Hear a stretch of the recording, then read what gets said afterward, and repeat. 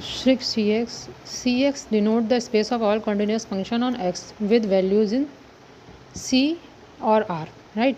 It is in complex number and real number too. The distance between functions f and g in 6Cx to be distance of f comma g, which is equals to maximum of mod of fx minus dx, is such that x is in X. Distance of f comma g is a metric on Cx. Why? Because when we take maximum of mod of fx minus dx, then this is called distance of functions, right?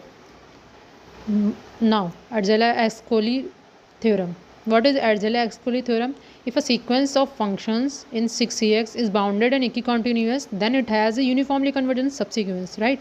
If a sequence fn in Cx is bounded, more of the sequence of functions is bounded and equicontinuous, then it has a uniformly convergent subsequence, right?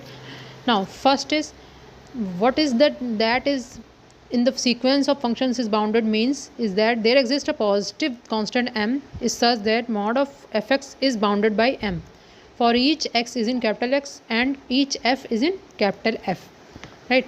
Now, what is the mean of f is contained in 6Cx is equicontinuous. Is they mean that for every epsilon is greater than to 0, there exists delta is greater than to 0 such that for x comma y is in capital X, there exists delta for all f is in capital F, and d is the metric on X.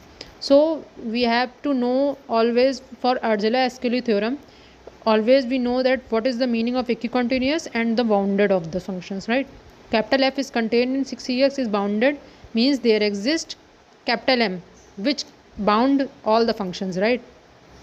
Equicontinuous means there exists the functions d of metric functions equicontinuous is less than to epsilon, d of x comma y is less than to delta, for which epsilon is less than, function's value is less than to epsilon, then it is called equicontinuous.